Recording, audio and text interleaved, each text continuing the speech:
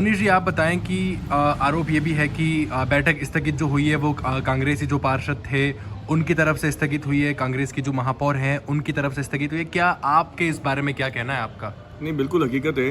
कांग्रेस के पार्षदों ने जनता के हितों को देखते हुए और न केवल कांग्रेस वरन बीजेपी पार्षदों के हितों को भी देखते हुए समस्त 80 वार्डों में जिस तरह से 25 लाख के कार्य को स्वीकृत नहीं करने का जो निर्णय ले गया, उसके विरोध में ये बैठक स्थगित की गई है। हमारा एक ही स्थगित करने का यही गुजारिश थी। पिछले 7 दिन से इस पे कसम कस चल रही थी कि कैसे भी करके निगम सीईओ इस पे अपनी स्वीकृति जारी कर दे और टेंडर लागू कर दे। टेंडर लगेंगे तभी हम लोग विकास कार्य कर पाएंगे। बिना टेंडर 25 लाख के अगर नहीं होते हैं तो किस हालत में कर पाएंगे।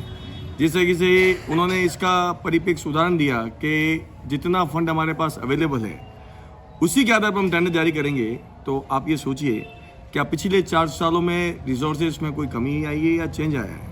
वो 4 सालों में रिसोर्सेज थे, 35 लाख के बजट हमारे सैंक्शन होते थे, उसमें से पिछले साल के भी बजट हमारे पूरे नहीं हुए, इस साल के भी बजट नहीं हो रहे, तो हम लोग जनता के पास क्या कार्य कर पाएंगे। ये बड़ा ही सोच का विषय है। और इन्हीं जनता के हितों को देखते हुए, जनता की तकलीफ को देखते हुए अगर निगम प्रशासन इस तरीके से अधर्मिता करेगा तो बाकायदा वर्कआउट करेंगे, चाहे बोर्ड हमारा हो। हमने बोर्ड के खिलाफत नहीं की है या किसी और की खिलाफत नहीं की है, हमने केवल जनता के विकास कार्य को देखते हुए इससे हमने स्थगित किया। हमारे महापौर साहब ने स्थगित किया है पार्षदों के विरोध को देखते हुए। वापस ये बैठक कब होगी, इसकी कोई सूचना? ये हमारा पार्षद दल महापौर साहब के नेतृत्व में डिसाइड कर लेगा कब होगा, पर ये निश्चिंत है अगर 25 लाख के टेंडर जारी होंगे तो ये बैठक होगी, नहीं तो किसी हाल में बैठक नहीं होगी। ये भी बात सामने आ रही है कि जो राजस्थान में सरकार है बीजेपी की है, इसलिए नाराजगी है कांग्रेस के पार्षदों में, कांग्रेस के महापौर में।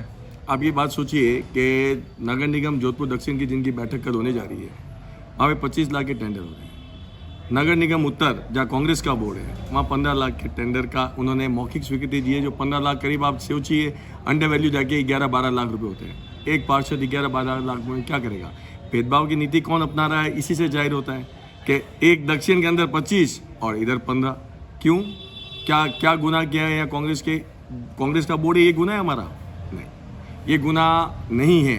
ये सरकार को भी सोचना पड़ेगा, नगर निगम सीईओ को भी सोचना पड़ेगा कि ये लड़ाई जनता के हितों के लिए, जनता के विकास कार्य को लेके, और इसी चीज़ को लेके हम लोग इसको ये डिस्कशन चल रहा है और कोई कारण नहीं है। और हम तो उम्मीद करते हैं कि बीजेपी वाले भी जिस तरीके से उन्होंने पूर्व में भी सपोर्ट किया था सही बातों को लेके, इसमें आगे इस चीज़ का सपोर्ट करेंगे, क्योंकि उनके वार्ड भी त्रस्त हैं। हम क्या त्रस्त हैं? अगर हम त्रस्त नहीं होते तो आज से 1 महीने पहले का आप न्यूज़पेपर उठा के देख लीजिए। लक्ष्मी नारायण जी के नेतृत्व में सभी बीजेपी वाले गए थे वहाँ सीईओ से मिलने के, हमारे काम नहीं हो रहे हैं, हमारे टेंडर आप जारी करो। क्यों? इसीलिए गए ना।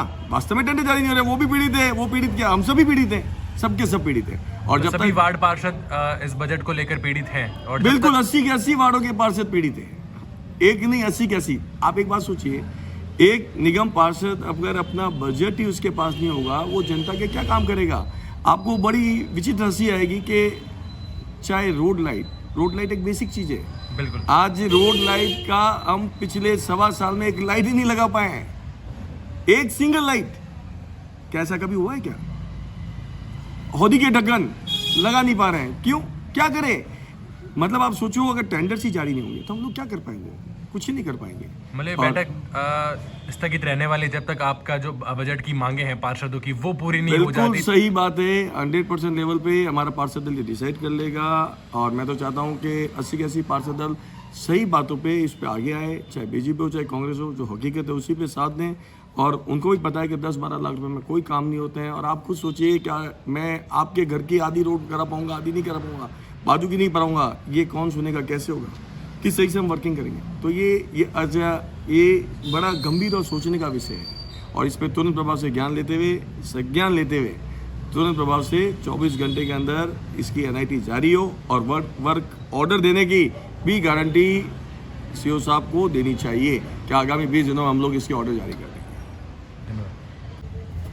सर, एक सवाल ये भी है कि अभी लगभग 1.5 साल मान लें आप ही की सरकार थी, 1.5 साल पहले, उस वक्त क्या स्थिति रही होगी जब भाजपा के पार्षदों के लिए? देखिए, मेरे ख्याल से ये बेहतर भाजपा के पार्षदों से भी आप पूछो, वो भी बहुत खुश होंगे। वो भी आज भी यही कहते हैं कि कांग्रेस के राज में हमारे काम होते थे। चाहे ब्लू सिटी, ये ब्लू सिटी किसकी देन है? कांग्रेस की तो देन है। आज जितने डेवलपमेंट हुए हैं ये किसकी देन है? कांग्रेस की तो देन है। आज 35-35 लाख रुपए के कार्य होते थे, किसकी देन है? कांग्रेस की तो देन है। सीएम साहब अशोक गहलोत साहब ने जोधपुर को देने में कोई कसर ही नहीं रखी, जितना मांगा उतना कार्य किया। आप सोचिए वार्ड नंबर 35 के हर एक कोना कोना जहाँ पे लोग नहीं जा सकते थे, वहाँ पे कोशिश करके हम लोगों ने जिस तरीके से, हमारी विधायक थी उस वक्त मनीषा जी पवार, उन्होंने जिस तरीके से उन्होंने वर्कअप किया हम लोगों के साथ में रह के, जिस फंड इश्यूज़ कराए, जैसे सीएम साहब ने हमें फंडिंग दी, उस फंड से जिस तरीके से शहर का विकास हुआ, उस कोई किसी से छुपा हुआ नहीं है। कुछ पोर्शन रह गए हैं, कुछ प्रोजेक्ट रह जाते हैं, उस प्रोजेक्ट को पूरा करने की तो लड़ाई लड़ रहे हैं और क्या कर रहे हैं। इसलिए मैं तो धन्यवाद दूंगा हमारे जननायक अशोक जी गहलोत साहब का, जिन्होंने फंड देने में कोई कोर कसर नहीं रखी। हमारे पूर्व विधायक का भी धन्यवाद दूंगा जिन्होंने नहीं रखी। तो आज हम जनता को कहीं ना कहीं मुंह दिखाने के लायक हैं, वरना ये मुंह भी नहीं दिखा सकते।